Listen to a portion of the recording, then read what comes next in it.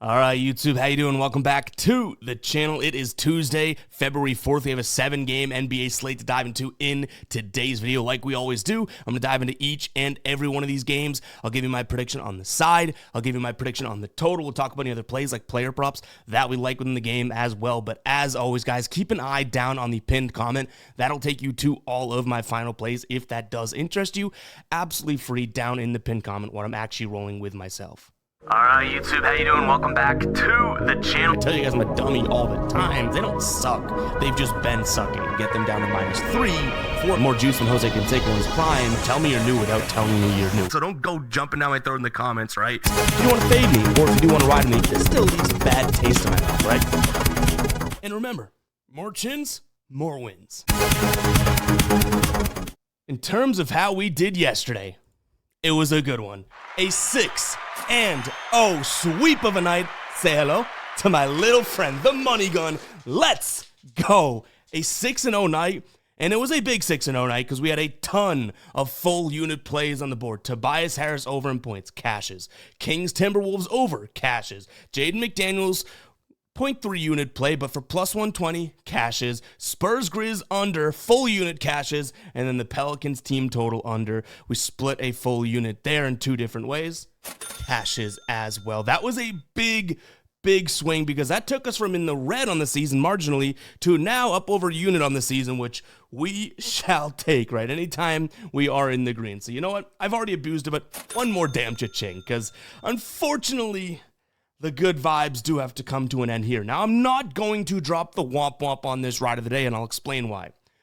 We had Colin Sexton and DeAndre Ayton in the same game parlay from Colin, right? And Colin had been on a streak. That's part of the reason why I don't want to drop the womp womp. But the real reason is DeAndre Ayton did his job, right? He went for, I think it was like 25. And then Colin Sexton gets injured. He played like a handful of minutes. So I don't think that's a fair womp womp to drop, especially after Colin, who's been the ride of the day for 4 or 5 days, has been cashing. So hopefully you guys understand that. If you guys don't know what the ride of the day is, it's something fun we do here on the channel, a way that you guys can get shout outs. All you have to do is use that hashtag ride of the day in the comments. Give me your favorite play. I jump on board with one play each and every day. You get a shout out in the next video, win or loss. I also shout you out over on my Twitter/X, which it should be popping up. There it is, popping up here throughout the show. Guy Boston, if you want to follow me there. And you get the shout out with the final plays over on the Guy Boston Sports site. If you win, we continue to ride with your plays. We continue to ride until the wheels fall off. If you lose, you usually have to face the womp womp, and we got to talk about it. But get those hashtag ride of the days down in the comments. We're looking for someone new today. And shout out to Colin, not Colin Sexton. Shout out to Colin for the ride of the day run. That was good. Unfortunately, the nature of the beast in the business that we're in, injuries do happen. But, all right, what do you say we jump into today's slate? There are some real nice games on today that I'm very excited for, and we're starting it off with maybe the best one, probably the best one. We got the Celtics taking on the Cavs, guys. Hit that like button, hit that subscribe button. Let's jump into it. Now, I'll jump in front of this. I'm a Celtics fan, okay? That's my favorite team. That's the team I root for. It's my favorite team out of all Boston sports. Even if I do, and we'll get to my prediction in a second, even if I do lean towards the Cavs or predict the Cavs, there's a very slim chance that I make it a final play. Sue me. I'm a sports fan, all right? I know that's you should be putting it in a vacuum and all that. I'm a sports fan. I'm not going to be watching this game tonight rooting against the Celts. What I will say is I don't think it's the worst spot for the Cavs. Now, I've gone back and forth, as if you're looking at this game, you probably should too. Like I tell you guys, with these good matchups, it's like if you're calling someone an idiot for having an opinion one way or the other, like if you're sitting at a bar, someone say, I like the Celtics. And you're like, that's so stupid. Why? No. If you are saying that, you're probably the idiot. Both these teams are good enough that you can make a case either side, right? I do think the Cavs at home has a little bit more credence in the way the Cavs have been playing. I like it, right? They're smoking teams and beating teams, doing what they should. The Celtics, on the other hand, while you can say, well, they've won 7 of their last 10 games, they've won 3 straight.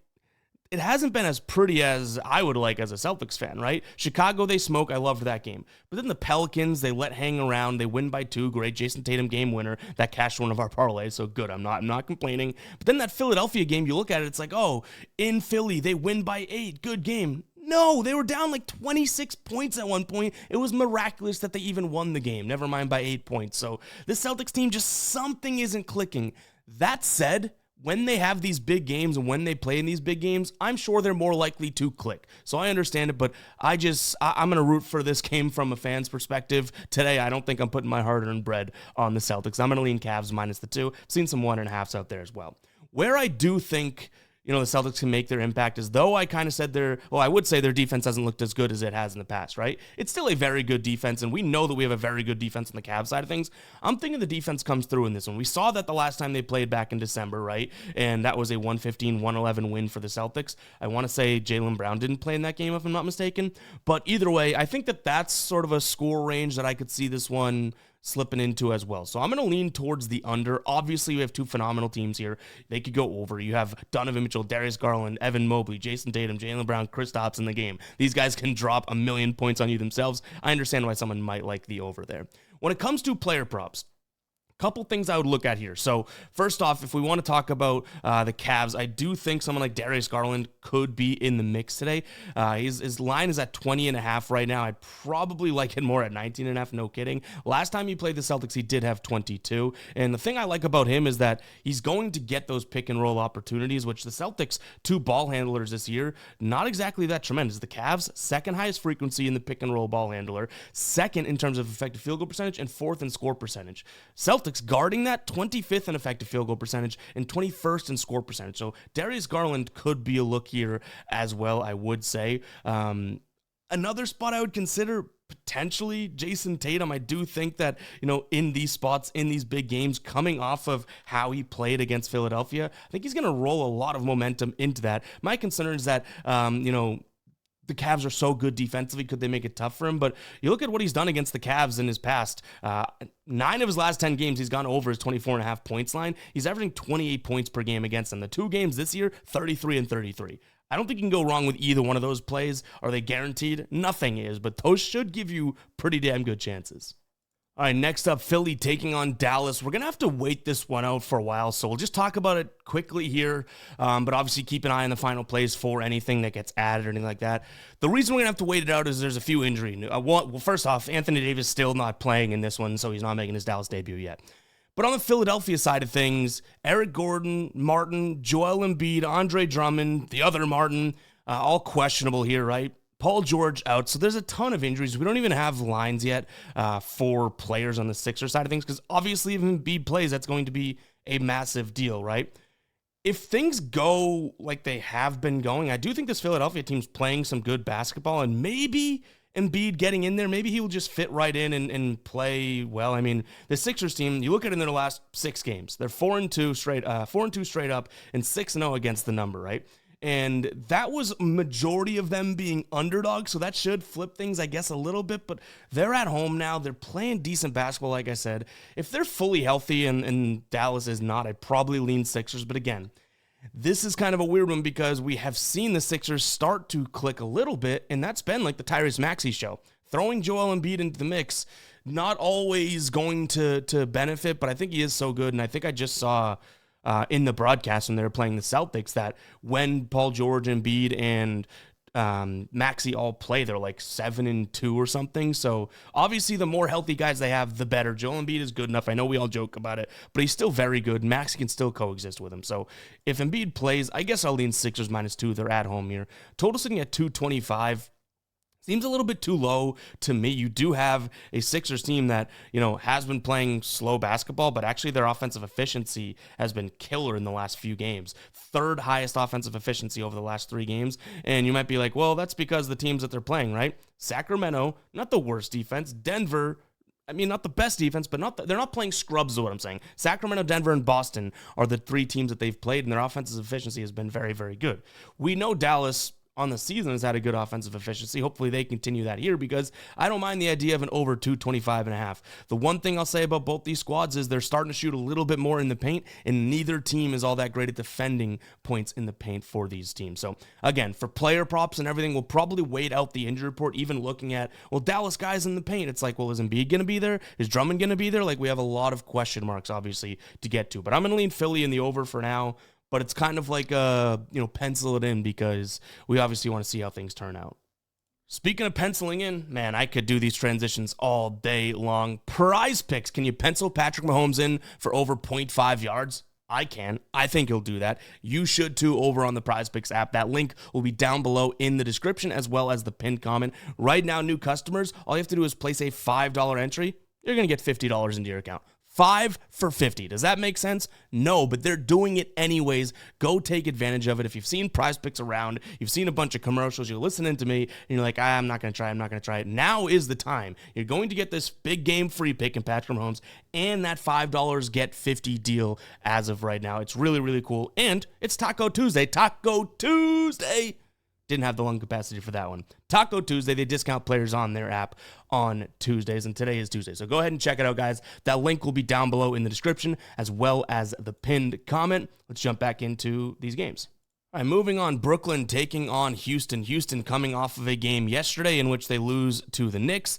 They did end up covering, though. They closed as 7-point dogs, and they lost by 6 points. Brooklyn coming off of a win against Houston. We just saw this matchup, right? That was kind of an unexpected one. In terms of the injury report right now, looks like we're still going to be missing Fred VanVleet and Jabari Smith Jr. Sengun listed as questionable. He's missed some time. And then Landale's also listed as out. That doesn't really compare to the Brooklyn side of things. Bogdanovich, Clowney, Johnson, Lewis, Simmons, and Cam Thomas all listed as out here. So, yeah, I mean, they do have D'Angelo Russell, Nick Claxton, but then it's going to be the same cast and crew that they've been running with. I think Houston gets their revenge here in this one. I feel like that should make sense, right? But at the same time, I'm sitting here thinking that's a lot of points, right? Without Fred VanVleet, we saw them yesterday. I mean, sure, they still scored a decent amount of points, but I think he's a main cog to their team. I think Houston wins this one by less than 9 points. So I'll sound the psycho alert alarm. If I were to roll with the spread in this game, it actually may be, crazily enough, and I admit it's crazy, psycho alert alarm engaged, I might be looking at Brooklyn plus the 9 points. You look at Brooklyn and how they've been playing, it's like, okay, yeah, I mean, nothing really to write home about, but they're just kind of middling 50-50 in terms of, covering. And when they do get big numbers like this, I do think that they can keep it in check. They're 5-4-1 in their last 10 if you just gave them a 9-point spread plus 9 each and every game.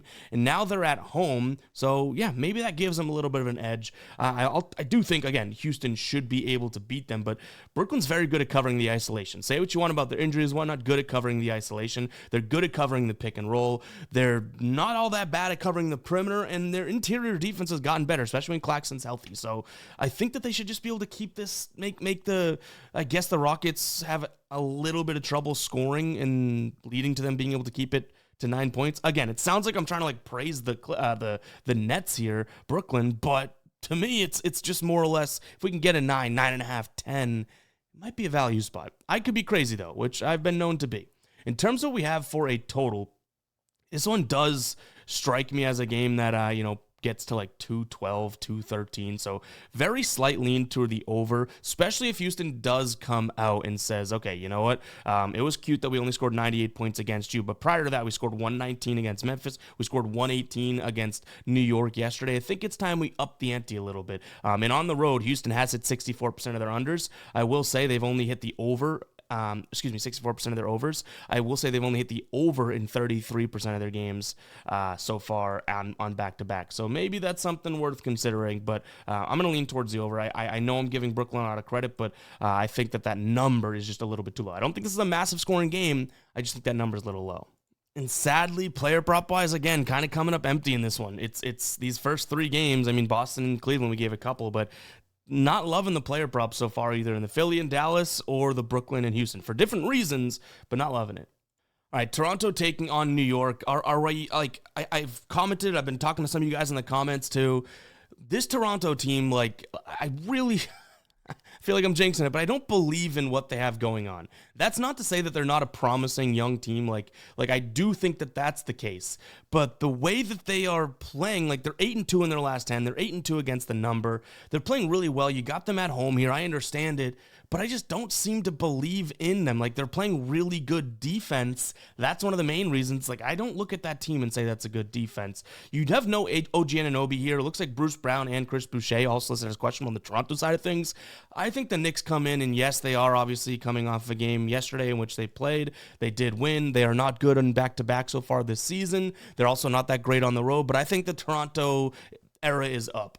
if Toronto wins this one, we got to figure out a way to put like betting against them on the do not bet graveyard for some way, somehow. Like, can we do that? I guess it's my show. We can do whatever we want. We'll probably end up putting like, against Toronto on the headstone because I think we need it. In fact, the do not bet graveyard, we haven't really talked about. Paul George is the only one on there, and he was due back a while ago, but he's been injured, so he hasn't proved to us that we can roll with him. So I think we can, right next to him, if Toronto burns us again, if we make it a final play, we'll have betting against Toronto in the do not bet graveyard because we've been getting crushed going against them. And even tonight, it's like, yeah, this says 5.5. We actually can have 4.5s out there. It's like 4.5s. Why wouldn't we be able to roll with it, right? And it's like, well, because they just keep screwing us. Last time these two teams played, beginning of January, Knicks won by 14 points. The time before that, Knicks won by 14 points. The time before that, they won by 5 points. So the Knicks should be able to beat this damn team. I don't care if it's in Toronto or not. They should be able to beat them by 5 points. You have the RJ Barrett against his old team, OG Anunoby against his OJ Anunoby's out, so RJ Barrett against his old team. I guess you have those factors, but I'm overthinking it. The Knicks are a way better ball club. They just are. I know they're on a back-to-back. If they don't sit their guys and if everyone plays, give me the Knicks minus the points. Total sitting at 231.5, which obviously is a pretty high number.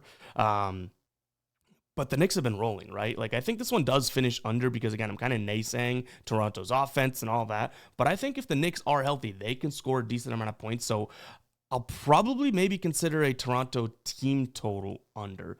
That may be where we go with this. This Knicks team really needs to get their interior defense in check because, like I've been telling you guys, they just keep going up and down. They're ebb and flowing. It's like if they can get that interior defense in check, I think that they could really suppress this Toronto team. So I'll lean in that direction for a total.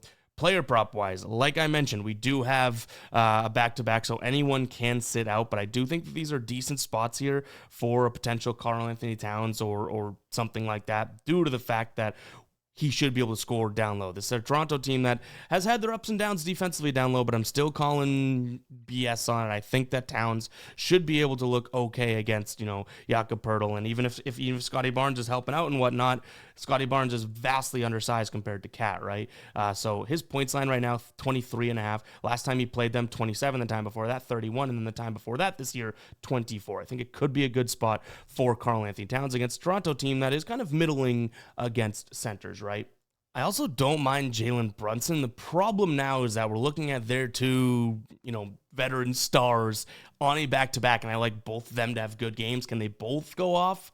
Not necessarily sure, but the reason being, and I guess you can just figure out which sound argument makes, or which argument is more sound.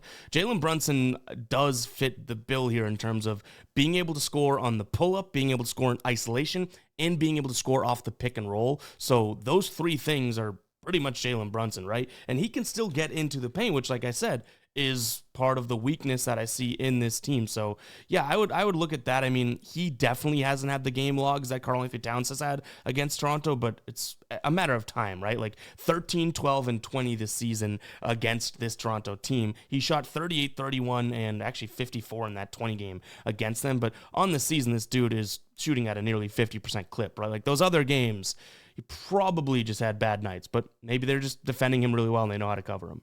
Moving on to Chicago taking on Miami. We'll start with a player prop here that I'm liking. And I guess I would say I like it more than anything else in the game. They're all pretty close, so this should be a pretty good game, honestly. Tyler Hero over 29.5 points plus assists. So he's hit this on the season, not at the best rate, 46% of games, right? On the road, you look at it, it gets a lot better, though, 58% of games. His last 10 games on the road, he's averaging over 30 points plus assists, averaging 12 potential assists during that time, so I like that. But really what it comes down to is him being able to kind of torch the pick and roll in this spot and the isolation. I believe that's where we're going to get some Miami, good looks here. So hoping to see some, I guess good play out of Hero on the pick and roll because they're really good at stopping pull-up jumpers, which is obviously what he likes to do, but they don't cover the isolation or the pick and roll that well in terms of the ball handler or just the isolation guy, obviously. So I think that's obviously where he can score. But say they do start to key in on that pick and roll and whatnot, this is a Chicago team that isn't all that great at stopping catch and shoot shooters. So Tyler Hero should be able to come off some of these screens, make some downhill sort of towards the basket progress, and maybe have Duncan Robinson or, casting company on the outside. Jovic, Rozier looking for some of these looks, right? Hopefully Terry took his over in threes because that would help us here. Sorry, Terry. You know I love you, but hey. But anyways, I do think Heroes over points plus assists could be a decent look. Maybe even like a SGP from him tonight, like 20 plus points and then a 5 plus assists. Could be something, adding that into some sort of SGP. I don't know if the odds would be on that one, but you know what I mean? Like adding that in and maybe you find another filler play. I just kind of like that spot for him. If you just like his over and assists, I don't mind it, but I do think he's going to have some success scoring as well. He kind of fits the bill for what should, go well against this Chicago team. Last time he played them, he had 9 assists against them. That was last year, so I don't want to put too much weight into that. And he had 24 points. So that would have hit that, just barely that 29 and a half. Actually, it would be slightly under, right? 20, no, that'd be way over 33. Let's do some math, Ev. So give me Tyler Hero. In terms of where we come out on the game here, like I said, should be a good game. I'll take the 3.5 points if this is going to be a good game. You're probably like, whoa, Chicago just traded away Levine. What are they like? They've been playing without Levine for a few games now, and maybe that's sort of what they've been waiting for now. I don't think Chicago's done. I think they're going to be sellers towards the deadline in a few days, right? But for now, I do kind of like the spot here for them. And again, they should be able to limit some of the pull-up jumpers, which number 12 in terms of this season scoring off pull-up jumpers are the Heat. So I like this spot for them. I'm just worried about the pick and roll and the isolation. But outside of that, it's like the Chicago team should be able to score from outside and also stop Miami from scoring outside. Miami barely shoots the ball in the restricted area lately. And I know it's funny with Bam and where it's like, why aren't they doing that? But that's how you get Chicago. They really haven't been doing that. Last 10 games, 22nd in terms of frequency in the paint and restricted area. So yeah, give me Chicago. Give me Tyler Hero. Total-wise, this one could be a fast-paced game depending on how Miami decides to play. I think I'm going to lean in that direction. Give me the over in this one, 228.5. Miami, obviously, no Jimmy Butler here. That's a big defensive piece for them, but their defense has not necessarily been clicking. They played San Antonio, and they only let up 103. Good for them. Prior to that, 126 to Cleveland, 119 to Orlando is the kind of one I'm looking at here. And in the recent games, they had one good game, I believe, against Chicago last time they played, but before that, we were looking at over this number a decent amount of time. So take that information for what it's worth. Obviously, that was a while ago. But either way, I do think that Chicago can up the pace here. And Miami probably, with their young legs, is probably thinking, let's do it. So give me the over 228.5. All right, Clippers taking on the Lake Show here. Luka's still out. So yes, we're talking trades and whatnot. Just FYI, we're not seeing these guys yet. LeBron and Gabe Vincent also game time decisions. Cam Reddish, game time decision. Maxi Kleber out. Christian Wood still out. And then looks like Cam Christie out for the Clips, if you want to put any stock into that. Clippers right now 8-point favorites. I do understand, I guess, why, right? Like they are definitely a pretty sound team. Now, they didn't look all that good when we took them against Toronto, but overall, they're still a good team. This Lakers team is in the middle of a run, though, but it's not exactly the hardest strength of schedule. Like, within this run, they've played Washington twice. They've played Charlotte. They did get the Celtics, who looked like Charlotte that night, and they beat the Knicks. But I do think that, given the number here, given the fact that we don't have Anthony Davis's replacement in a sense, right? Like Luka, who they got instead. It's like pretty much there's less Anthony Davis. Now, they did beat the Knicks without that. I understand it, all that. To me, this is probably still a spot in which I guess briefly consider the Clippers, solely for the fact that the Lakers are just on a run that I don't necessarily see them continuing, especially with all the trade rumors and all that. So yeah, give me the Clippers minus the points. If we want to look at how these two teams play, right, that's probably a little bit more than just this feel factor. Clippers should be able to really stop the points in the paint, so that's great. And in fact, last time they played, which was recently, right? Yeah, January 19th, Clippers won 116 to 102. So clearly they were able to play pretty well in that one. Box score wise, we did have Kawhi Leonard play well, James Harden played well, Zubac, Norm Powell played fairly well, which I believe he's healthy and good to go this game, right? On the Lakers side of things, Anthony Davis didn't have a great game, but LeBron did. Reeves had a decent game, so it's like we kind of saw what we may see tonight, right? It wasn't like Anthony Davis, won out and dominated, and now it's all that different. It's like, no, they kind of limited him anyways. Anyways, back to this. Clippers, decent at defending the paint, right? And that's where the Lakers like to score from. So I think that the Clippers have a little bit of a leg up there. And then when you look at it from the offensive perspective, the Clippers are going to want to score in the paint.